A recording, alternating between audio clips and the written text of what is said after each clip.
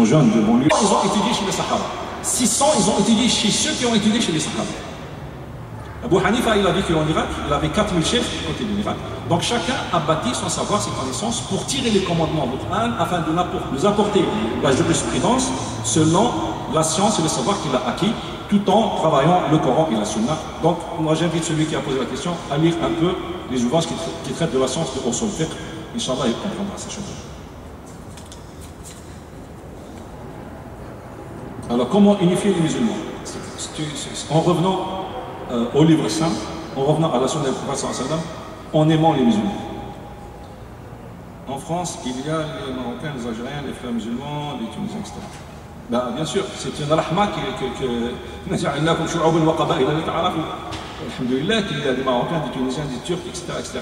Le problème, إنما لا يخشى عليك أن تلتبس الطرق عليك وإنما يخاف عليك من غلبة الهوى عليك. Un des maîtres de la spiritualité, il dit, c'est pas un problème qu'il y ait des nationalités, qu'il y ait des divergences dans la façon comment on va procéder à la vérité. Mais la gravité, c'est qu'il y ait un intérêt d'ego dans ton approche. C'est que tu ne cherches pas l'intérêt de la Ummah. C'est ça la gravité de la chose. Qu'on ne voit pas tous de la même chose. C'est normal, au contraire, ça nous donne de la force. Mais que cette diversité, il faut qu'elle soit pour notre force, pour nous unir. Ce n'est pas une diversité qui fait nous éclater.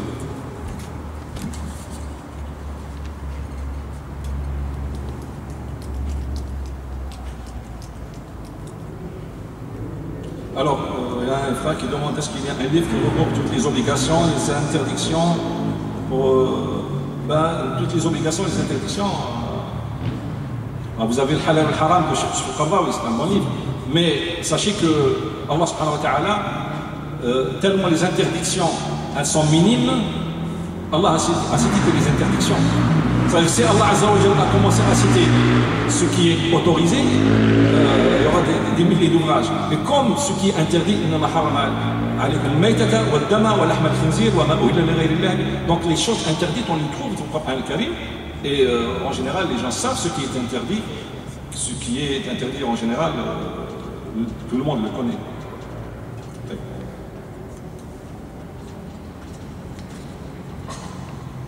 Qu'est-ce qui est le plus important, la compréhension de l'islam ou la sincérité? Il y a des gens sincères qui sont qui font des carnages. Être sincère, on ne fait pas de carnage. Normalement, quelqu'un c'est contradictoire. C'est-à-dire, si on est sincère, qu'est-ce que ça veut dire la sincérité? C'est ça la question qu'il faut poser.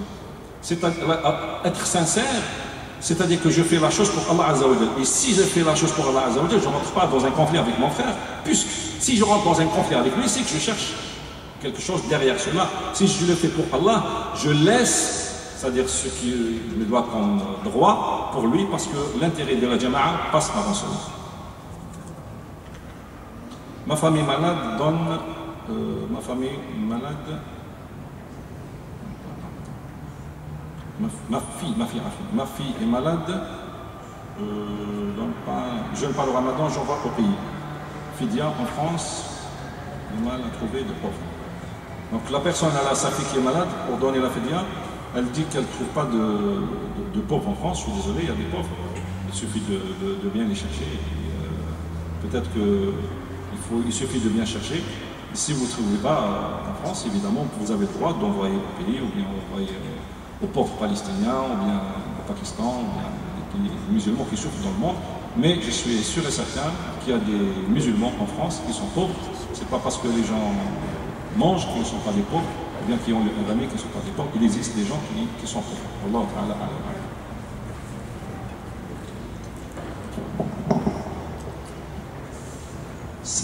Salam alaikum, chers frères. J'ai une question qui est un petit peu...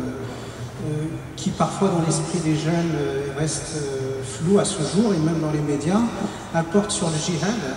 Et j'aimerais vous poser la question suivante. Tout d'abord, je vais citer un verset de Surat al-Baqarah, le verset 256, dans lequel Allah dit « Point de contrainte en matière de religion ». Et je vais également citer un hadith rapporté par Bukhari et Muslim, Le prophète sallallahu alayhi wa sallam a dit: Dieu m'a ordonné de combattre les gens jusqu'à ce qu'ils attestent qu'il n'y ait de Dieu qu'Allah et que Mohammed est son messager, et qu'ils fassent la prière et qu'ils acquittent la purification, c'est-à-dire l'aumône. S'ils le font, ils préserveront de moi leur sang et leurs biens, excepté un droit qui relève de l'islam, et ce sera à Dieu de régler leurs comptes. Alors je pose cette question tout simplement parce que souvent dans les médias, ce qu'on retient du mot djihad, c'est tout simplement le djihad par la violence, alors qu'on oublie le djihad par la prédication. Avant le voyage du prophète sallallahu alayhi wa sallam de la Mecque à Médine, c'était surtout ce djihad-là qui était dans le cœur du prophète sallallahu alayhi wa sallam et des compagnons. Et j'aimerais que vous apportiez un petit éclaircissement, surtout certains de nos frères, des jeunes qui sont un petit peu perdus dans ça. Voilà, merci. Donc, toujours il faut qu'on revienne à nos savants, les ulama. Et nos savants, c'est eux le repère. C'est-à-dire, on n'a pas le droit d'interpréter les versets comme on veut. Il faut toujours, comme j'ai dit dans l'introduction, il faut revenir aux grands spécialistes. Si tu es malade, tu vas voir un médecin, tu ne vas pas voir un mécanicien. Si tu as envie d'acheter de la viande, tu ne vas pas voir un boulanger. Malheureusement, aujourd'hui, il y a une dichotomie, il y a une déstabilisation dans notre société. Tout le monde a le droit de dire n'importe quoi. Moi, j'ai vu des gens qui n'ont jamais fait de médecine, qui parlent de chirurgie, des maladies du cœur, etc. Donc, ça n'existe pas dans les autres communautés. Pour le verset que vous avez cité, c'est un verset qui est abrogé par un autre verset où Allah subhanahu wa ta'ala dit « La ikraha fi d-din qad tabayyana ar-rushdu min al-ghayy ». Donc que chacun assume sa responsabilité dans sa foi et dans sa croyance. Pour la question du djihad, bien sûr, c'est-à-dire la définition du djihad n'est pas limitée à la guerre sainte, mais ce n'est qu'une partie de l'ensemble d'efforts, surtout l'effort, comme l'a dit le prophète sallallahu alayhi wa sallam, des compagnons qui sont revenus dans une grande bataille. Donc nous sommes revenus de la petite bataille contre l'ennemi à la grande bataille contre l'ego.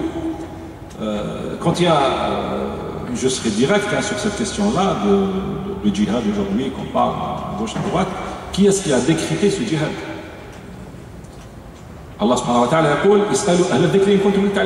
c'est pas les savants qui l'ont décrété. Donc la position des savants, non. Il faut revenir, quels sont les objectifs de l'islam? Où est ta position, toi? Tu es qui pour faire décréter? Au nom de quoi? As-tu accompli toi ton rôle dans ta société? As-tu accompli toi ton rôle où tu habites? As-tu accompli toi ton rôle sur toi-même? Ensuite, avant de parler d'aller combattre quelqu'un et de déclarer la guerre à quelqu'un d'autre, je pense non seulement c'est avec mesure, c'est quelque chose, c'est une fuite à l'avant. Moi j'ai une discussion avec ce genre de gens, quand ils sont dans une impasse et qu'ils sont incapables d'être efficaces dans le lieu où ils sont, de faire face à la société où ils sont, donc ils font une fuite à l'avant et déclarer une guerre à l'ennemi. C'est qui cet ennemi-là? Des gens qui vont faire des guerres, qui ne connaissent ni la stratégie de la guerre, ni la stratégie militaire, ni la manipulation, ni la géopolitique, ni rien du tout. Donc il va mourir pour je ne sais pas qui. Donc il est manipulé et malheureusement son rôle, il est où Allah subhanahu wa ta'ala il l'a créé. Il a un rôle très important qu'il doit faire dans sa société et qu'il laisse la question du djihad aux ulama. Alors,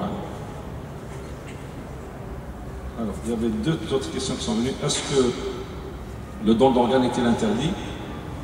Est-ce que le don d'organes n'est pas interdit en islam, mais il est régi par des lois et par des restrictions. Le frère Yassine vous dira beaucoup plus sur cette question-là. Il est mieux placé que moi. Est-ce que rompre le ramadan volontairement est-il considéré comme l'adultère? L'adultère est un grand péché, très grave, et rompre le ramadan sans aucune excuse aussi c'est un grand péché. Et celui qui le rompt comme ça, sans aucune excuse, doit jeûner 61 jours. La gélatine, halal ou haram? Donc il y a discussion sur la question de la gélatine. Le Haut Conseil de la Fatwa après une étude approfondie, ont constaté que vu qu'il y a changement dans les molécules des produits, donc vu qu'il y a un changement chimique, que l'aliment n'est plus resté dans son état, donc elle est plus haram. D'autres savants sont restés sur l'origine de l'aliment, qui est toujours haram, donc il y a divergence sur cette question-là. ومن استبرأ لدينه يعني اتقى الشبهات. النبي صلى الله عليه وسلم يقول اتقى الشبهات ومن اتقى الشبهات استبرأ لدينه. Donc c'est-à-dire il faut éviter tout ce qui est, on ne sait pas s'il est halal ou non, donc c'est ça à éviter. Wallahu ta'ala. Bien que, avec tout le respect que je dois à des chouyours qui ont dit, qui avaient appris une étude très pointue, et que ce n'est pas n'importe qui, j'ai assisté avec eux plusieurs fois, c'est des gens, le Haut Conseil de la Fatwa, c'est une chance qu'on a ce conseil-là, qui décrète des fois en Europe, sur les questions qui concernent les minorités en France et en Europe, etc., qui ont constaté que la gélatine, c'est quelque chose d'autorisé. Inch'Allah, je prendrai les dernières questions.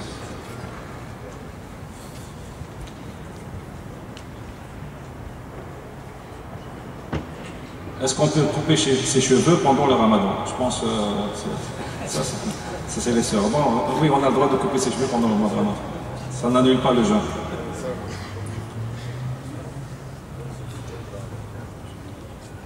Je voudrais savoir si le brassage de dents est autorisé pendant le ramadan.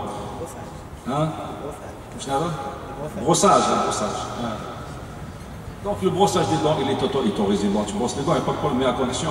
Si tu utilises un produit et que ce produit-là, c'est impossible que le dentifrice, tu ne peux pas absorber pendant que tu passes la journée à cracher, tu seras séché. Donc, tu vas mourir. Donc le mieux, c'est de se brosser les dents avant salat subh, le mieux, et après le maghrib. On ne brosse pas les dents avec du dentifrice, bien sûr, sinon si tu utilises un siwak, tu utilises un siwak plus dur. Wallahu ta'ala.